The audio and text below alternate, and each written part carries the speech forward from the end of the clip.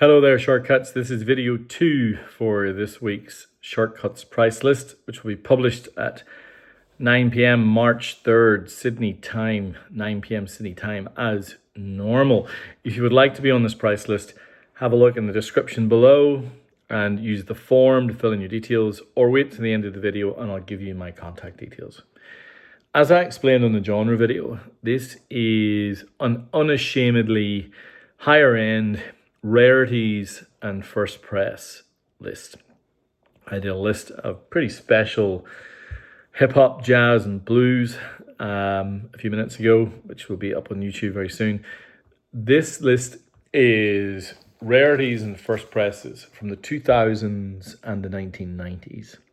Predominantly 2000s with a couple that did dip into the 90s. As some of you are aware, I picked up a collection recently that I've been working my way through, and it has some of the most extraordinary records I have ever seen. It is as simple as that. And so I thought I'm going to put some of them on the list. They're quite expensive, some of them, not all of them, but therefore I've done something special. Everyone who buys from either the genre list or this 90s and 2000s list will go into a draw. There are 24 records on the lists, and that means there are 24 opportunities to win. And that assumes that all 24 will sell, which I don't think will be the case. So whoever does will get an opportunity to win this record. It is a sealed Acoustic Sounds audiophile press of the unpredictable Jimmy Smith, Bashin', and it is an amazing, amazing record. This is mastered from the original analog tapes, pressed at QRP. It has, it's a tip-on gatefold. It's absolutely magnificent. So, if you buy 3 records, you have 3 chances, 3 entries. If across the 2 lists only 12 records sell, which could well be the case, then you have a 1 in 4 chance of winning that record. So every record you buy has at worst a 1 in 24 chance of winning, but probably much higher than that. So someone from one of you will win this. So I racked my brains as to how to do this because so many of these are rare, unusual, not the type of thing you find. And you know what? I've just picked 12 and I'm just making the list. And you guys can decide.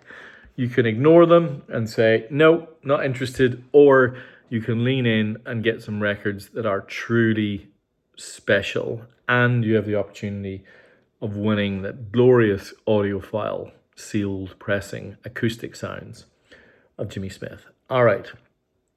Where to start? Well, you know what? I decided to start here. This is Hopes and Fears by Keane. And there's so many places I could have gone with this. I went with this record just because of that opening track, Somewhere Only We Know, which for those of us who lived in the UK at the time would know just how ubiquitous that song became. So this is 2004. I left the UK in 2006. I think it's probably one of the most, if not the most iconic songs in those few years before we left. And this is the 2014 European UK first press, but it's a special press. You can see here the blank dot. There were a few thousand records made. Remember, this is the height of the CD age, and they were all numbered. But a few promo records were made that were not numbered, and they were specific to a couple of chains. This is one of those. It's fantastic condition, gatefold, just beautiful. I've kept at least half of this collection. All of it sounds incredible. Those of you who are on music groups with me will know I've been putting snippets up. This record, Hopes and Fears, Keane rose out of kind of, I suppose, East Sussex, that kind of era of London, and they broke at the exact time that guitar music was kind of splitting in two. You had kind of scrappy indie rock, and we're going to see some of that in a second, But you also had kind of big emotional pop songs by the likes of Travis and Keane, etc. This Kane's twist was to make that piano forward. And obviously, we all know how Coldplay, made that work. But Keane were also kind of arena-sized choruses, big on chords, and Tom Chaplin's kind of searing, earnest voice. So this record really caught on. I know some of you out there absolutely love it. Now this is, because it's the promo, it's $200 to $300 online. I'm probably going to, hover around the 160 mark for this one. It is beautiful though, as are all of these, as you are about to see. The next on the list, now there are a few Ben Harper records on the list. This one is Ben Harper's Both Sides of the Gun. This is the 2006 US First Press gatefold. It also includes the poster. So there's the gatefold. Absolutely beautiful condition. Really sounds amazing. Played a little snip of it for a visitor earlier. There's the poster. I don't really know Ben Harper. There's another record in the, as I said, in the box. It's not on this list actually, my error, but it's in the box called, I think it's called Burn to Shine. This one, 2006. This, Ben Harper. This is clearly a very fluid mix between folk, blues, rock, and soul. And he sounds pretty genuine to me. I've been kind of dipping into this, but I figure there's some of you out there that might love this artist a lot more than me. He obviously has a social conscience as well, and I liked the spirituality behind this. It's a very warm sounding record. I wonder if he didn't record digitally, if he recorded analog. Some of you might well know that, but it is a very expansive record and kind of a big statement. So there you have the US First Press. I told you this list is outrageous. Now I have another First Press. This is the 2011 First Press of Opeth's Heritage. This is the US First Press. This is very rare. It's in fantastic condition. I cannot tell you how good most of these records are. The vinyl is silent, big and glorious. Now, there was an Opeth record last week. This is the second and final Opeth record. This one sounds to me like it is more expansive and elegant than the record from last list.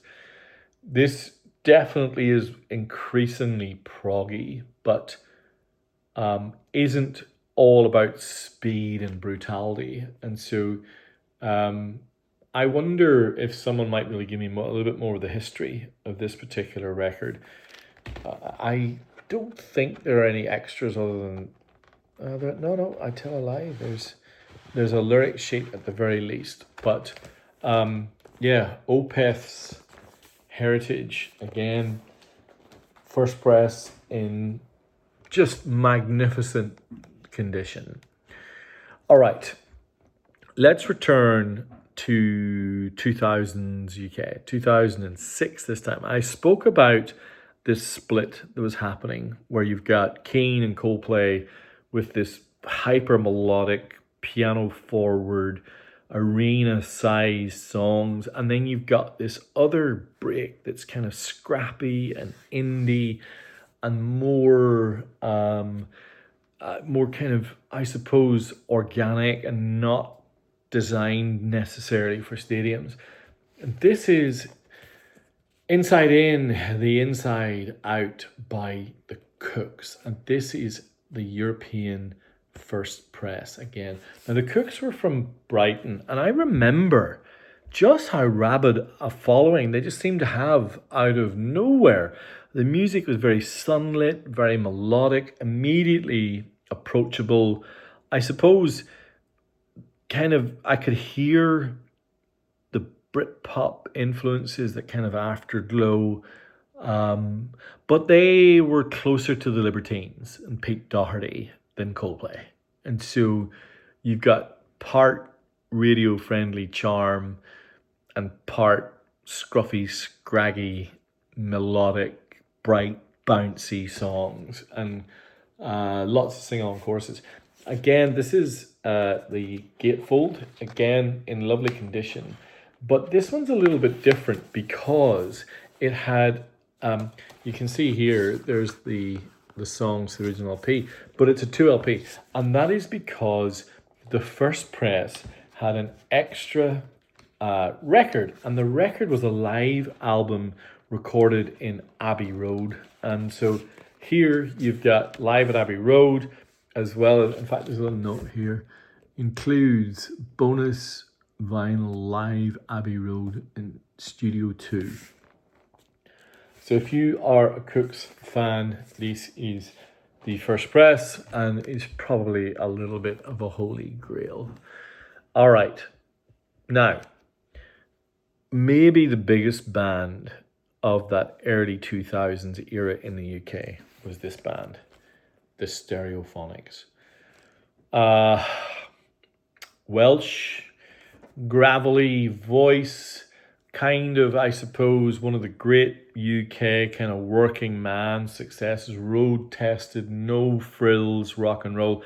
I remember catching the Eurostar from London to Paris to go to the Bercy Arena to see U2, and the Stereophonics for the support. And I remember how crazy their fans were for them. They were kind of a divisive band with respect to critics, but a beloved band with respect to fans. And I wonder why. But so I don't really know Stereophonics albums though. I couldn't. I was looking at this track list and I was thinking, well, how would I know? What do I know? Help Me, Maybe Tomorrow, Madam Helga, You Stole My Money, Honey, Getaway, Climbing the Wall, Jealousy, Rainbows and Pots of Gold. I don't know these songs. So I wonder if this was an album that came after their big peak, but I don't know. It's yeah, and again, this is the let me see, get the exact year, 2003 European first press. Very, very rare. All right, something completely different. This is the one and only EP from tonight's list, and this is a very unusual EP. This is Mother by Danzig. Glenn Danzig was, I think he's from, was it New York or New Jersey? I can't remember now. But this real kind of heavy punk to metal mythology, from the Misfits to God knows what. And this is an EP, and I hope you can see it is on purple translucent vinyl. Just amazing. And so I think that Mother, from what I can tell, is one of kind of, I suppose, the defining Danzig songs. And it's, having listened to it on Spotify, it is very muscular and direct. And I suppose this maybe is just reflective of his sound at the time. And he's more like a crazed preacher up front than just about anything else. All right. This next album is a 2008 UK repress, but it is a great repress, and it is the Pixies' Bossa Nova. I had this on CD, and I have vivid memories of playing it in my room before having to go to Mass on a Sunday morning. I just used to love... This was the first Pixies album that I bought myself when it was released. I obviously went back and explored Doolittle. And I don't think I went back any... I think I had Bossa Nova, and maybe I had Doolittle a bit later when I went to university. but I didn't love it as much as this. This was the Pixies album that I knew, and then after this, they kind of fell off a cliff a little bit. So I always kind of felt they peaked with Bossa Nova, and it has this weird kind of thing going on because on the opening track, Cecilia Ann rock music, almost like surf rock. Valuria was a hit single. It was the first Pixies song that I remember hearing. Allison is like, what, 90 seconds long. Anna, All Over the World. But All Over the World was where I completely checked into this band, because not only were they these kind of pop nugget weird band off the back of, Nirvana, whatever, or before Nirvana, this also had these proggy wig out moments that I absolutely loved. And then Down to the Well on side 2, Blown Away, Hang Wire, and then the kind of almost surfy Javelina to finish as well. I love this record, still do, and I've got great press already, so I don't need 2 of them, and so this one's in the mix. Now, this next one's a bit more controversial in that for a long period of time, I think REM maybe were the most special band in my life. And then they completely lost their way. There is no doubt about that. They had an immense run, I think, up to and including Monster, which has its moments for me. That record, I know a lot of people bought that record and immediately brought it back. I bought that record and played it over and over. Then Bill Berry left the band and they made Up, which was a difficult record, I think, with the drum machines and a really weird turn for them. I know some people love that album. And then from there on, it's increasingly questionable in that they would make singles which played off and were reminiscent of the great singles that they had in the 80s and early 90s that weren't maybe as big a hit, but, the band was still on the up, whereas now they had, this marketing machine behind them. And so they made these singles which were reminiscent. They were list songs that were not as good as The End of the World As You Know It, or melodic songs that weren't as good as Losing My Religion, but they were still hits. So they were still a very popular band, but they really, from an album perspective, like Reveal for me is an all-time low. And this isn't far behind it. REM's Around the Sun. The weird thing is, I had a vinyl night not so long ago, and some people I know and love and really respect their music taste were like, I love late period REM. So it's out there. And so this one features Leaving New York, Electron Blue, which is one of those hits that I was telling you about, Wanderlust, produced by Pat McCarthy and REM. And this is the 2004 US first press. This is seriously rare, my friends. Really rare. I do like the sleeve. I think this is one of their best ever sleeves. And when I take the photo later, you'll see it's very, very grabbing. But the jangle is gone. The urgency is gone. For me, it is not as dynamic, and it feels fudgier and kludgier. It just doesn't work for me. But there you go. All right. This probably remarkably is one of the rarest, most expensive records on the list. And I couldn't tell you why. I mean, the Offspring, really popular Californian punk rock band who probably did as much as any to make punk rock mainstream. This is their, let me get this right, 2003 album, Splinter. Man, oh man, does this cost a lot on Discogs. Now, I am not going to charge Discogs prices, but it is remarkable how expensive Offspring records are. And I think that quick runtime, high tempo punk just has a thing. It always has, always will. And they were right up there. I suppose this album, maybe it's one of the ones that not everyone has. It wasn't as ubiquitous as Smash, for example. But from reading the reviews, it is no filler, just velocity. That's Splinter, US first press in 2003. All right, we've got 3 records to go. And probably these next 2 are my personal 2 favorites on the list. I love Sonic Youth, and therefore I love Thurston Moore. This album, Psychic Hearts, is absolutely brilliant. This is the copy that was pressed on translucent green vinyl. It has the third album has this incredible etching, which I'm quickly going to show you. If I can get it out of the sleeve. I hope it comes across on the vinyl. Can you see that?